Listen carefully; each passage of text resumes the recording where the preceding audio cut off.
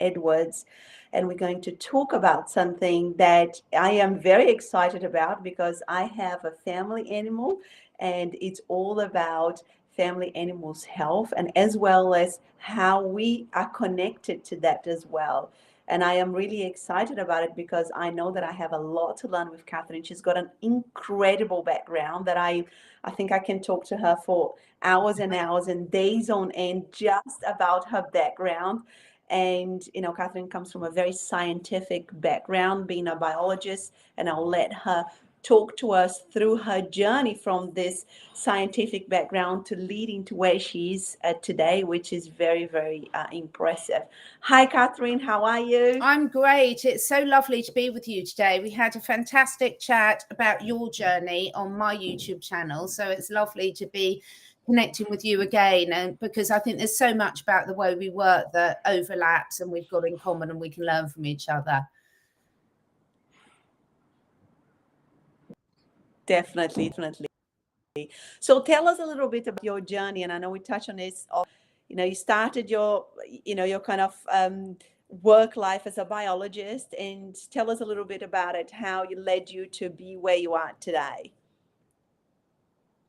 Lovely. Well, I'm lucky enough that I've always grown up with animals, and animals were a really important part of my childhood because when perhaps there were areas that I didn't feel I fitted into school and other areas, they were a really great connection for me.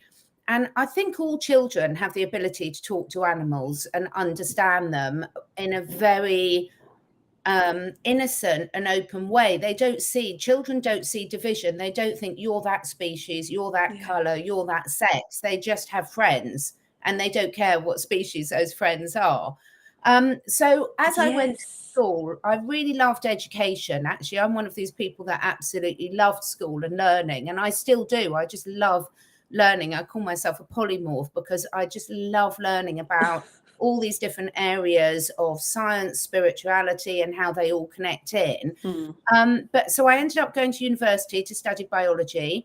I was going to go for be a vet, but first and foremost, as I got older, I realized that perhaps there were things in the way that traditional veterinary medicine was done that I didn't, really resonate with me. So I went to do biology and I absolutely loved it. And a big part of my biology was animal behavior. And that was really fascinating because having grown up and had such a close connection with animals, it was interesting to see how the science often didn't match the reality of what I was seeing. So what I was taught about animal behavior and how animals communicate and their relationships didn't necessarily always match, definitely didn't always match with what I was seeing in practice. And then after university, I went off traveling, came around to Australia, New Zealand. I had the most amazing time. And when I came back looking for what to do, it was an interesting time because most of the jobs in biology were in the pharmaceutical industry, research, etc. And so I didn't want to go down that line. There's no way I was going down the line of experimenting on animals and that sort of route. So I ended up going into an environmental management job. So to cut a very long story short, over my sort of professional career, I've worked in environmental management, I've worked in water quality, telecoms, EMF side of things, project management. But when I had my children, I was desperate to get back into health and I knew I wanted to work with animals. And therefore, I was looking and saying, what do I want to do? Because having then had adult animals that I was responsible for as an adult, I realized I wanted to do some sort of therapy that really got to the root cause of the issues. I didn't want to be one of these therapists that just came back every month to stick a sticky plaster over it. I wanted to understand why our animals were getting these issues. So I interestingly trained as an iridologist, an equine iridologist, which is looking into the eyes of the horse to pick up, we're not allowed to use the word diagnose, to pick up inherited strengths and weaknesses. Your eyes, the iris of your eyes are literally like an MRI scan into your body, but they're also the window to the soul. So I then gradually built on iridology, herbal medicine, something called 𝗬𝗎𝗪𝗑𝗧𝗏, which animals are self-medicating, light therapy, animal communication, just adding to all the different bits. And to cut a very long story short, I then realized that you can be as good as you like working with whatever issues, and we'll come on to discuss those that the animals may have, but actually who you're really working with is the human, because the human is making every decision for the animals in their family, whether it's a horse, whether it's a cow, whether it's a guinea pig, whether it's a dog or a cat, doesn't matter. And if the human doesn't understand how to make great decisions for themselves, with the best will in the world, they can't possibly know even what questions to ask about how they should raise their animals and care for them. Yeah, that is so interesting. First of all, I would like to say that I still speak to my dog Good. as if he was a person. So, and I used to do that as a kid, and I still do it. And sometimes my husband tells me, "Do you know he doesn't speak? Like he's not a human?" I'm, no, he is. Yeah. Like he knows exactly what I'm talking about. Yeah, So absolutely. I think I think it's really beautiful what you said about, when you're a kid, you have this, beautiful innocence and beautiful, like it's not divided, isn't it? Like you have relationship with your family animal, whatever it is, and you don't even think about it, do you? And I think that, now that I have a dog as an adult, I always had dogs when I was a kid. I really see that, and I think you're probably going to touch that. Like if I'm like worried or stressed about something, and I go close to Oscar to kiss him and to cuddle him or something, he will shake. Yes. And I think it's really interesting. It's really interesting that he kind of, he shakes it off, and he shakes it off all the time when something is too much for him. And it could be like a smell, or it could be like, us trying to hug him too much, or, it could be anything, or getting told off. And I find it's really interesting. He's so connected to what he needs to do. Like he shares energy, like he's like, I don't want to keep this. And like you said, the actual human that's looking after the animal, right? And and I have made some decisions, and we kind of like, oh my God, I didn't think about this, I didn't think about that. And it is definitely, part of our responsibility to kind of be guiding them to having a different life, right? Like, because there's more cancers in dogs these days, there's more, things coming out that, previously, there wasn't. And I think it's, with the studies around the eye that you're, is that just the horse that you cover, animals and also humans, or how does that work? I'm really interested in knowing more about that. Yeah, iridology is a very ancient holistic therapy. I mean, they've traced it back at least to the ancient Egyptians.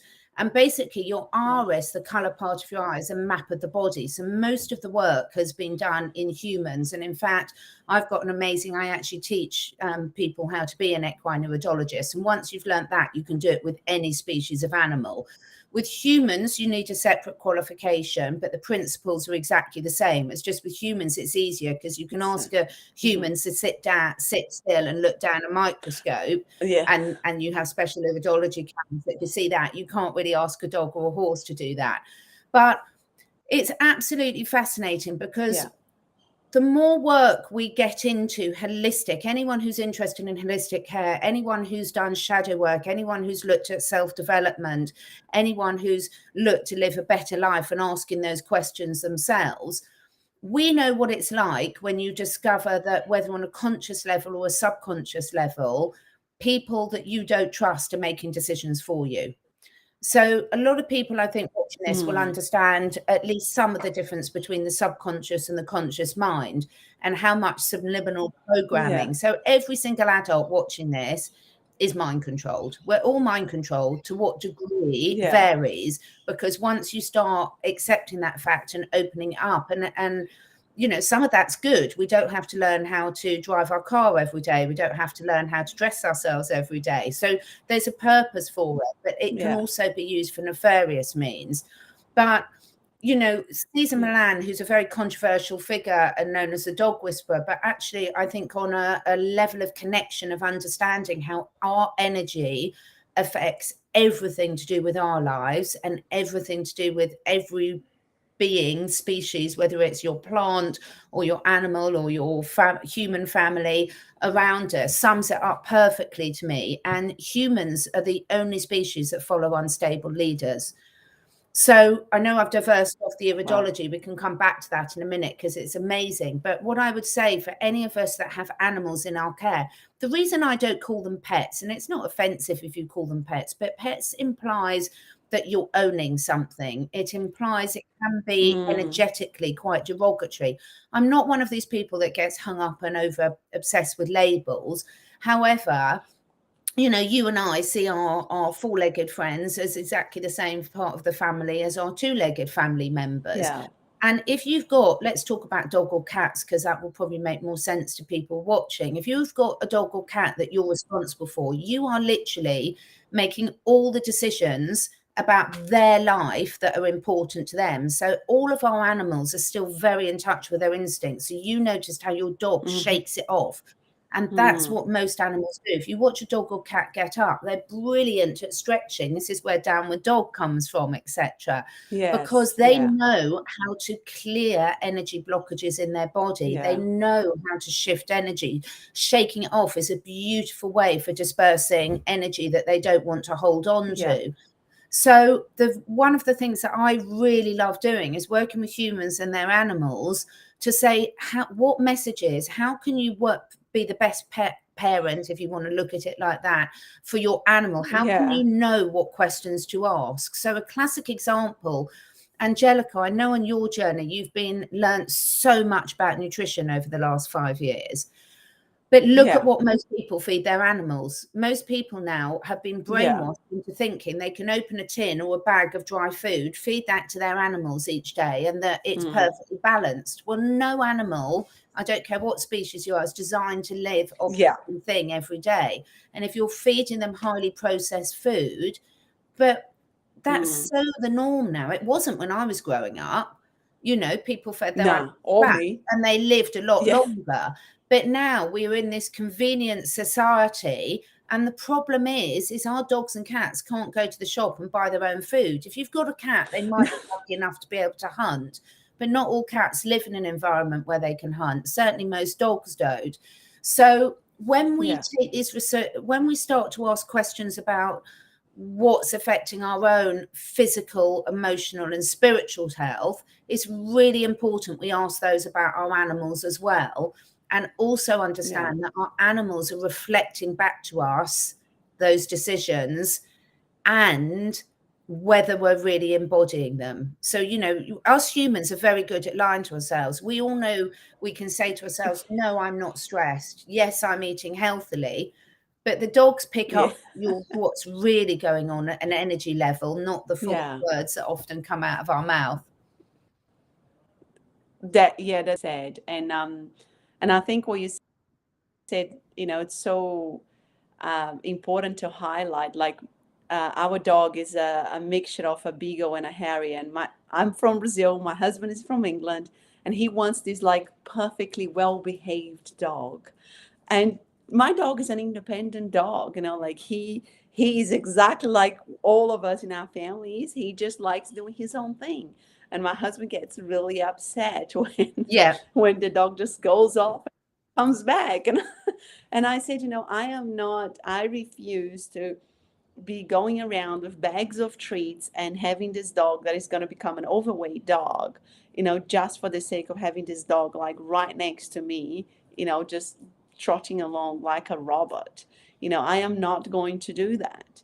And, I don't think this is a way forward. We need to find another way. So it has been quite a lot of discussions between my husband and I, and also expectations wise, I always say to him, like, he's a being, on its own, he's not going to do everything that you want every time, all time. Absolutely.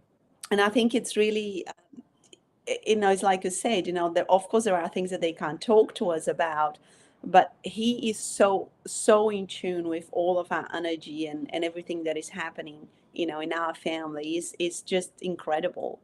Now, talk to us a little bit more about, like, perhaps like a case of, you know, a recent client that came in, you know, with an issue, and then, you know, how this, you know, how did that whole thing happen? So how you were able to help them on the human Yeah. after that as well. Yeah, great. So obviously I'll keep it very confidential so the client can't be identified, but most people come to me because they have an issue with their animal, and that might be a physical issue or it might be a behavioral issue. So a classic example is a lady that I've worked with several times over the last sort of couple of years, is that they've got 2 dogs in their family that are completely different in terms of their level of health and their behavior and anxiety levels. So this is really brilliant example because it will show that how everyone is an individual and their dogs are individuals, but stress can express itself in very different ways in different individuals. So this lady has got 2 dogs. She came to me initially just for diet advice because she realized she'd seen some of my videos on YouTube, and she'd realized that she was feeding a very processed diet. She was using a lot of conventional veterinary treatment. I'll be careful with the words I use because of the platforms we're on. But, you know, a lot of chemicals were being pumped into these animals routinely on a monthly and an annual basis. And the light bulb moment went off with her, and she was like, oh my goodness, I've chosen not to do that for myself. Why am I still doing it for my animals? So that was absolutely amazing. But what happened is her animals were displaying very different problems, but the root cause was herself. So one of her dogs had really horrendous skin issues, and was very, very nervous when visitors entered the house. And the other one of her dogs, the skin was beautiful. They were both being fed the same stuff. They both had the same care routine, but the other dog had no skin issues, but basically had aggression issues. And so could be unpredictable with other dogs, sometimes with people. And interestingly, she hadn't recognized it. But when I then go through the questionnaire and ask questions, that I was having a lot of digestive issues. She hadn't noticed the digestive issues initially because compared to the other dog's skin issues, she, you know, we've all only got so much attention, haven't we, that we can give. So the beautiful thing was this lady was really open because she'd had a real awakening herself over the last few years where she decided that she wanted to take back more control of her own health. So she was open.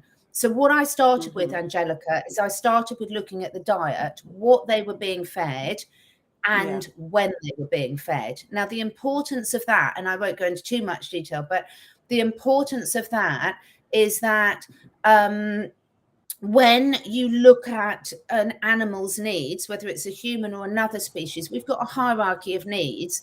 We need, if your physical health is really damaged, that takes priority because your animal's still very instinctual. You can't get away from a predator. If you can't hunt your own food, you're not going to survive. So getting your physical health in balance is top priority for animals. So I normally start with that. You can't distress an animal if it's feeling really unwell physically. But what we did is we went through the diet. I have got a dog nutrition course that really helps people, very, very simple and easy to use, to understand what their dogs need and how they can home prepare it. Or if they don't want to home prepare it, what questions to ask if they're buying the food in.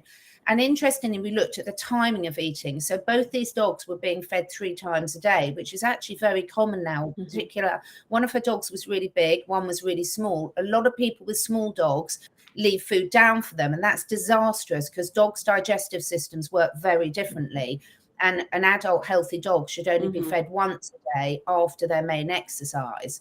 So we went through and we started with adjusting the physical health, the timing of the food, and that linked into the exercise. So these dogs, even though they had a nice garden, they weren't being walked. It was very irregular when they were being walked. And you and I know how important it is that animals need to get out in nature as much as we do, and real nature. So their walk was round sort of like a housing estate, all on concrete and tarmac and no real nature. And that affects not only their emotional health, but their microbiome. You can't rebalance your microbiome in there. So without going into too much details, I started with the physical health. We got the food and exercise right, added in some supplements to detox the body safely. Once we got that sorted, we then came back and did a second session, and we went through, because what I then did is moved into more communication mode. And I picked up a lot of anxiety that was happening within the household. And this is never from a blame point of view. No animal ever blames their human for anything, but they give very honest feedback. And the type of thing we can pick up from them from a communication, you just couldn't make up if you try. So, but the family hadn't been willing to accept that the family dynamics and anxiety within the household were affecting the dogs, because the dogs were displaying it very differently. But all of us have a flight, fright, or freeze response. So if we're stressed, some people go into aggression, fight mode. What am I going to do about it? Or fight their way out of a situation. Some run away from problems, the flight response, but others just freeze. They get paralyzed with like, don't know what to do, so I'll do nothing. So the dogs were both experiencing a lot of stress within the household. Again, no blame in this. But because they were displaying it very differently, that was confusing to the humans. They didn't think that was a factor. When we went through and explained that and explained how they were picking up on what she was really feeling emotionally, and I worked with her to go through some stress relief exercises, which was grounding, breathing, meditation. Really, journaling was a really big one for her, where she could get those emotions out. Then we saw the combination of the physical changes, the proper exercise, which is so important. We have to be able to allow our animals to move their body, and then stress management techniques. The transformation is absolutely incredible with both these dogs. But more importantly, the lady who came to me, she was able to get her husband on board, which was really interesting, because when you explain it in a way that they like, oh, okay, that does make sense. So she was very lucky that she had supportive family that initially were very skeptical, Angelica, which is completely fine and normal. But when they started to see how quickly these dogs changed with very simple changes, then they did it. And that's taken them on a whole journey of health for the human health now as well. That is so beautiful. I mean, I just want to say so much about, the whole story. Like you said, about when the physical body, and this happens to us, right? So many people come to me, their physical health, it's just beyond, like their control. They're exhausted. They are feeling some pain already, some discomfort. They don't know how to get out of that. I mean, from that place, you can't focus on anything, and an animal can't either, right? The animal is like, we are the same. We're trying to survive, right? Like each day, each minute, sometimes, depending on how you're feeling. And then you move on to kind of the how the exercise helps the mental health is the same. Like the way that you explained that how those dogs were living, it's like how most people are living their own lives, right? They don't exercise, they're eating a processed diet, they don't do anything for their stress relief. And if we can't, if our health, the world health is declining so much as a result of this type of lifestyle, and then we are just kind of making our animals living like that.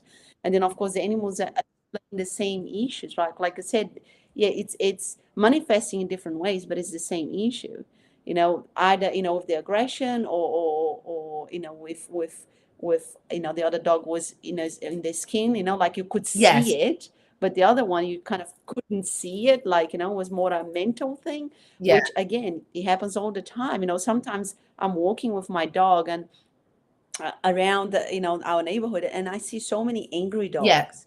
They come, like my dog will go so happy, and they come like almost biting my dog, and my dog's like whoa, like what's going on?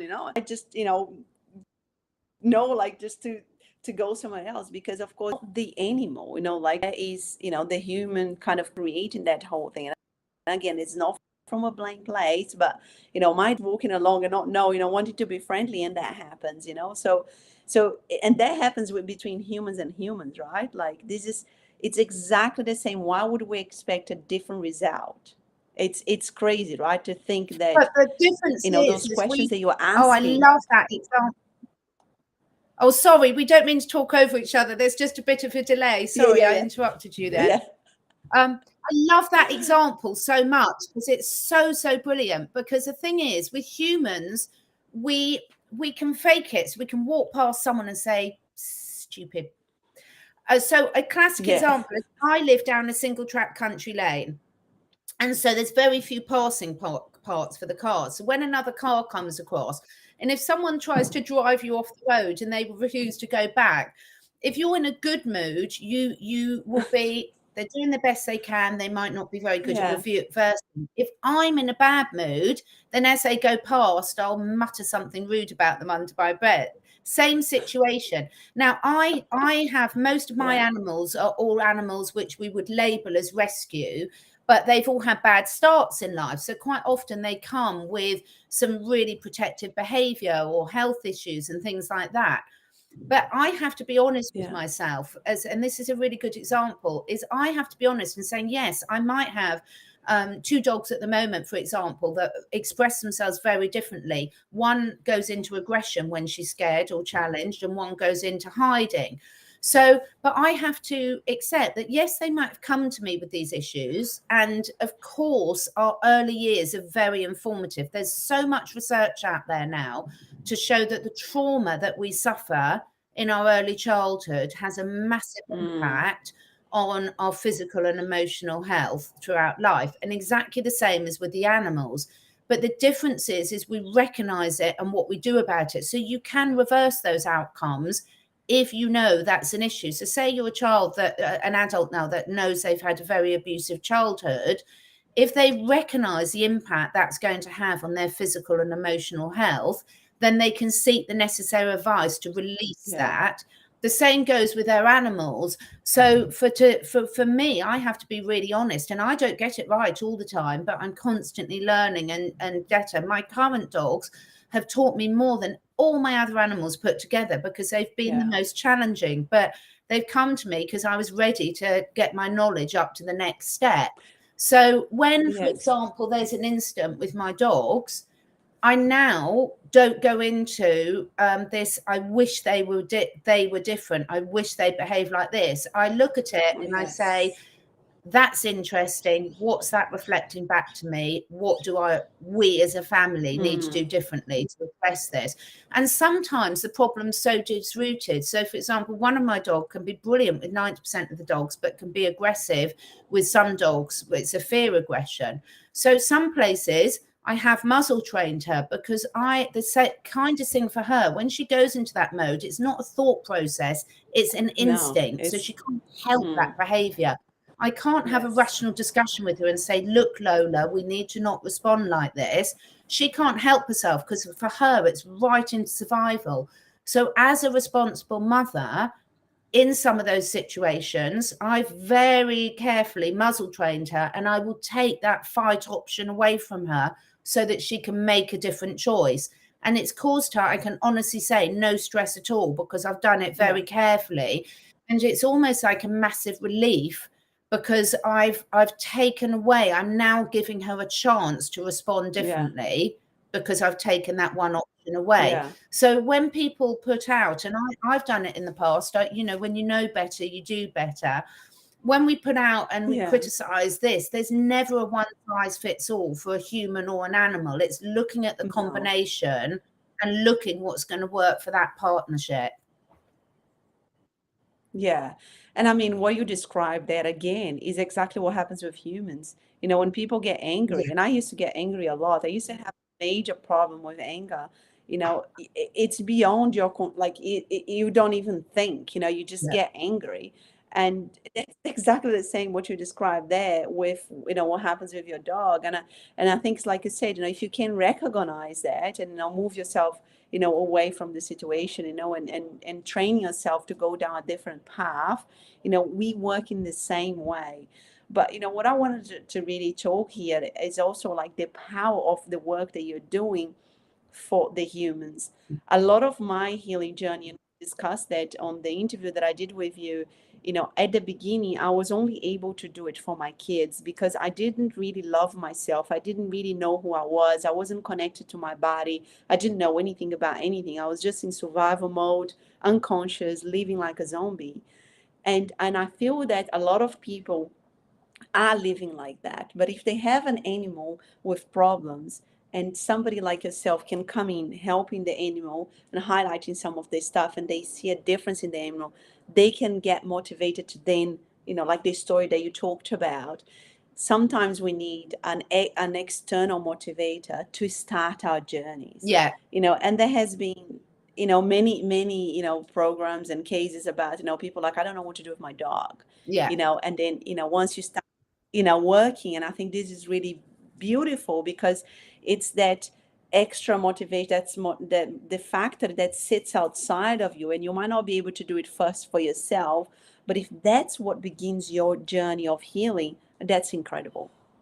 There's such a gift to us because so many people, as you say, you don't recognize that these issues are building up and building up until something disastrous happens. So a really good example is lots of people have little small fluffy dogs now.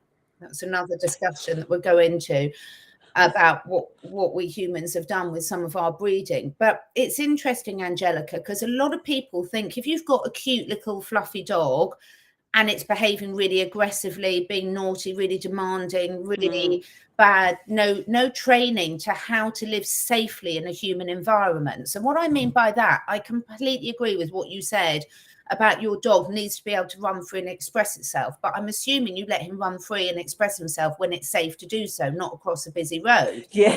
So as parents, we have a responsibility to at least keep our animals as a safe environment. Everyone who knows who's got cats knows that you've got no control over your cat anyway. They do what they want when they want. But let's talk about dogs because they're easier. Yeah. So the beautiful thing is they are a brilliant reflection to us. The sad thing is often problems develop in our animals before they develop in themselves. So I am in flux with dogs with cancer now. Cats with cancer, horses with cancer. This never happened 10, 15 years ago, Angelica, never happened. Yeah. It is man-made. But what I want to say about this, it's very hard to express this sort of quickly without it sounding like blame. None of this is blame. None of us knew better. We live in this unconscious way because that's the way, the programming we've had, and we didn't realize there was a choice. The beauty about animals, which differs from human, an animal will never blame a human for anything. And it doesn't matter what species. They live truly in the present moment. Yes, do they have great memories? And yes, can they plan for the future? Yes. But in terms of releasing, they don't blame. There's no dog that's ever said, I wish you'd changed my diet a year ago. They just, thank you, Mum, for doing it now. So when we realize there's a problem, we've got to also realize that if your dog's got cancer, those same causative issues that have given your dog cancer are affecting your humans. It's just they might show up in the humans 10 years later because we have longer lifespans than most animals, not all, and we have different metabolic rates. So the changes, whether it's good or bad, happen quicker in our animals. So the good side of that is when you implement some of these changes, it's very positive feedback for humans. And then they start thinking, well, if the diet or this supplement or this lifestyle change has had this massive effect on my dog, imagine what it can do for me. So that's the positive. The downside is that our animals take the brunt of it, and a bit like the warning sign on your car dashboard, that actually if you've got an issue with your animal, you also need to look at what's happening with yourself. So there's a lot of people now that use animal assisted therapy in different ways, and that can be good, it can be bad. If it's well run, it can be amazing, because for example, if you don't understand what energy you're holding in front of you, inside you, an animal will give you much more honest feedback than a human will. Because if you've got an empathetic human, a human won't want to hurt your feelings. They'll want to say the right thing. They'll be coming from a thinking place of, Angelica, how can I put this across to you without offending you? An animal will come automatically and always from a heart space. but there's never an ego involved in that coming back from an animal. So therefore, most people will take feedback from an animal much easier than they'll take feedback from another human. So we can use this beautiful relationship in all sorts of different ways, whether it's an animal that you're sharing or you're home with or responsible for, or whether you're going to a therapist that uses this to help you understand what are the root causes, what are you really feeling about yourself. Most of us just do not know how to love ourselves, because we can sit here now and think, I did that wrong, I did that wrong, I did that wrong. But we did the best we could with the information we had at the time. And it's really easy to say that, but it's much more difficult for humans to truly believe it. Animals will be the perfect guide to help us through that journey. That's beautiful. That's so beautiful. Like that's incredible. And I think that, you know, what you like about this, you know, you said it's simple changes that you've made for that family and, you know, their animals.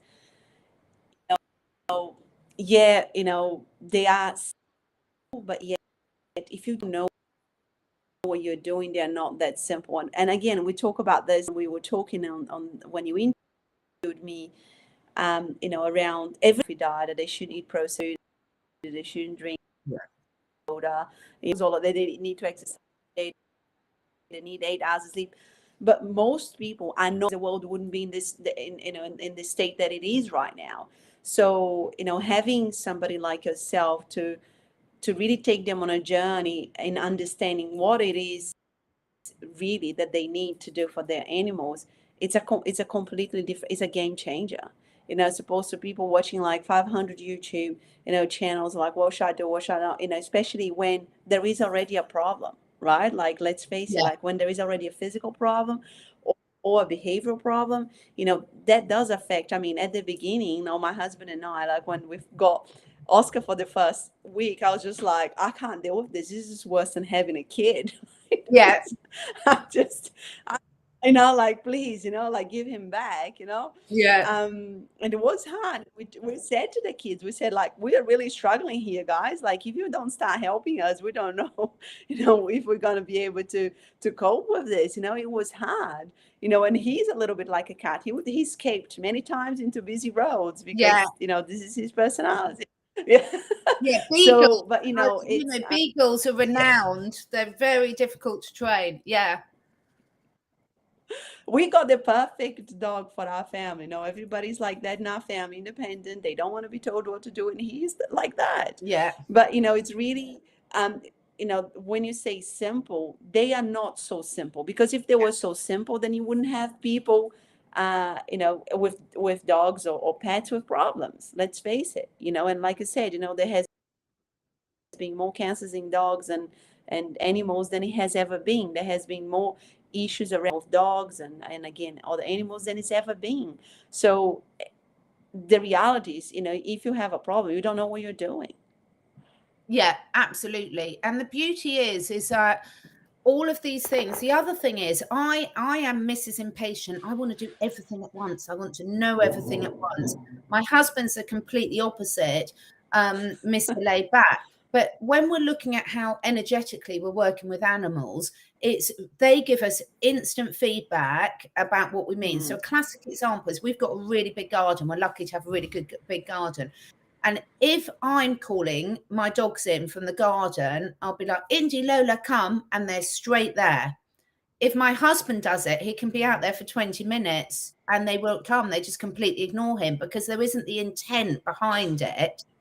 But similarly, if I'm in a bad mood and then I go down to try and feed my horses, one of my horses won't come near me because they're like, sort your energy out before you come into my space. I am not here to deal with your crap that you're bringing in. And this is what I love. They give them such, and I can look at it and I'm like, you're right, Romeo. I've come into you. I'm in a bad space. I haven't left behind whatever I'm angry about. And now I'm coming into you. And why should you have to put up with that? So I love these different. Was my other little Shetland pony, who's older and has been through quite a tough time in different homes, he's like a little wise old man. He's like a Buddha, and he just sits there and he just says, okay, you can come and I'll help you. And he'll sit there and That's he'll breathe beautiful. calmly, and he'll so they'll react and give me feedback in completely different ways. But the beauty is with the animals is with all of this stuff, we don't need to be perfect. No one's asking perfection. One of the most profound things you were saying in the interview where I interviewed you last week, please do go and have a look at that, people, on the YouTube channel. I'm sure Angelica can put the link. Is you were saying you just start somewhere. So our animals do not expect us to be perfect. They are completely non-judgmental of us. So they're just giving us honest feedback. There's no ego or judgment. They don't want, they don't ever strive for perfection. They just want to feel safe. And as a human, one of the most loving things we can do for ourselves and anyone else we share our lives with is to understand, to know our own mind. Am I a safe person to be with? And one of the most profound things I think about that is we can probably all remember to times in our childhood or even perhaps in our adulthood where the person who's responsible for making the decisions for themselves, for you, when you're not able to do it for yourself, is not a safe person because they don't know their own mind enough. So when we start knowing ourselves, this is why all these things link back together. When we start to know and trust ourselves, not to be perfect, but to trust that we can come from a place where we're willing to listen and learn and do the best we can. One of my favorite books is The 4 Agreements. I've got the 5th Agreements here by Don Miguel Ruiz. This 4 Agreements, the 5 Agreements is absolutely perfect. You know, guys, all our animals want us to do is be impeccable with our word. I'm reading out the 4 agreements, not take anything personally. So if a dog or a cat or a horse reacts in a way that you find offensive, it's not about you. It's about how they needed to react given the circumstances. Don't make assumptions. So ask the good questions. You know, don't assume that your dog's got a skin problem because it's just allergic. No, don't make assumptions. Ask those deeper questions and always do your best. And this is what this book is a perfect example. You know, the animals couldn't have written it better for us. Don't put pressure on yourself to be perfect. Don't put pressure on yourself. Just ask yourself today one question. Okay, is there an aspect of how I'm caring for our animals that I need to question? What can I do to learn more to be a better parent for them? And how will that help me and the rest of the family? And just take that one step.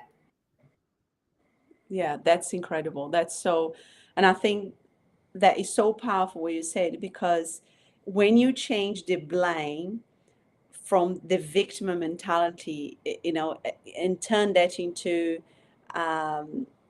taking the responsibility, you know, like, okay, well, I did some things that, you know, didn't work or they were not that cool. But from this place, I know that I need to work on those things and make them better. And, you know, leave behind the pressure of being perfect, you know, because that pressure of being perfect is making everybody sick anyway. So, you know, leave that behind.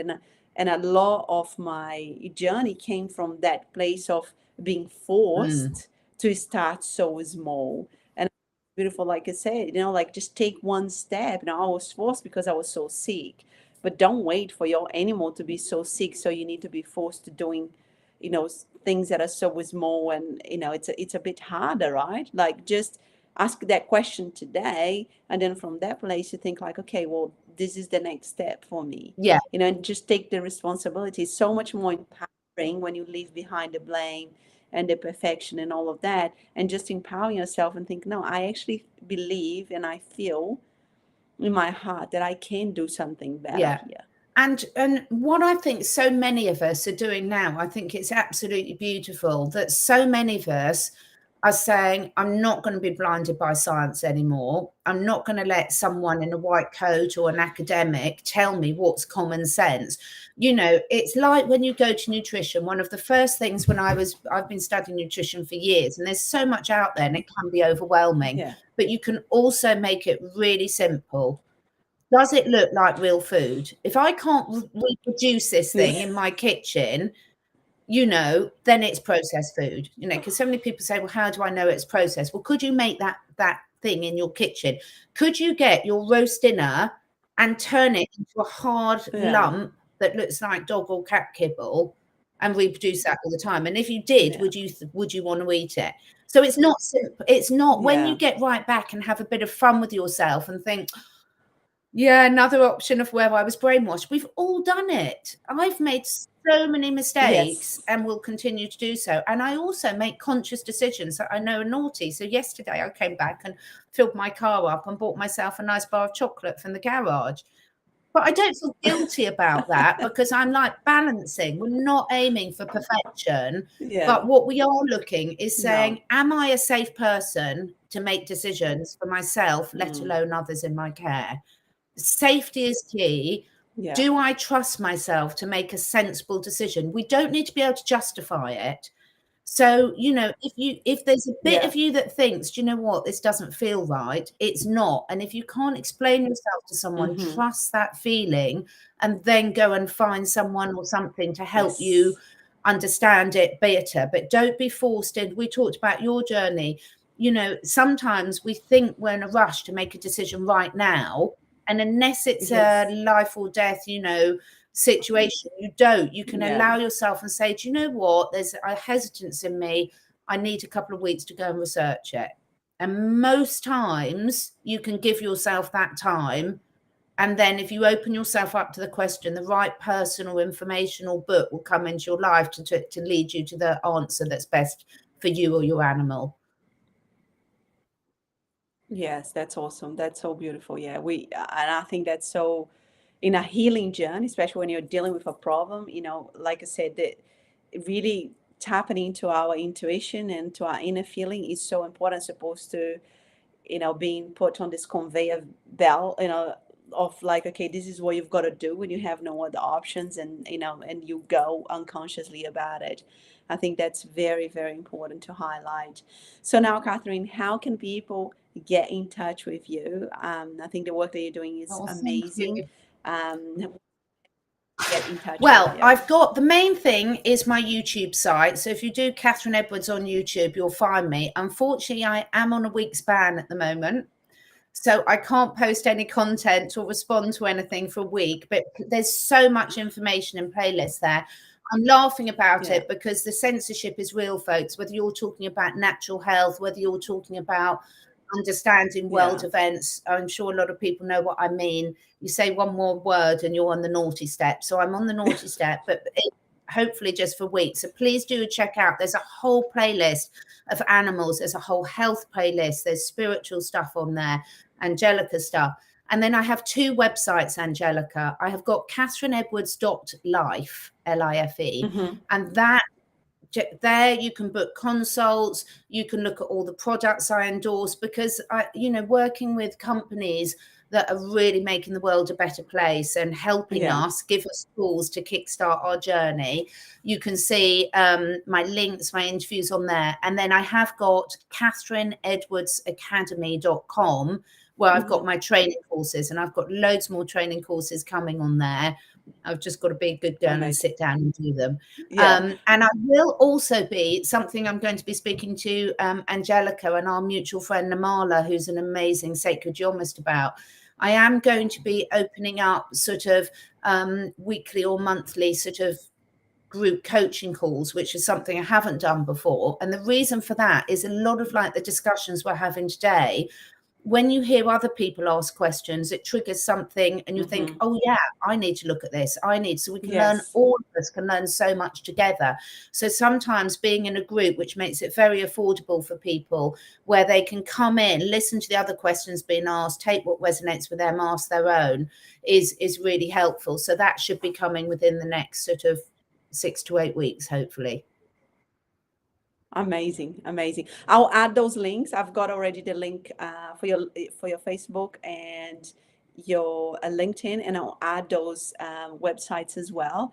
But it's been incredible. Thank you so much for sharing with us your knowledge. If anybody out there is having a physical or behavioral, mental, like how we want to call it, an issue with their animal, just please reach out to Catherine. She's definitely very, very knowledgeable about a holistic health, and I think how to seeing the animal as a whole being, and seeing the human as well as a whole being, which is all part of it. And I think the work that you're doing is very, very beautiful. Thank you so much for being here. I've so enjoyed. I always love speaking to you so much. Thank you so much. Thank you for anyone that's taken the time to listen to us. We appreciate it. Take care. Bye.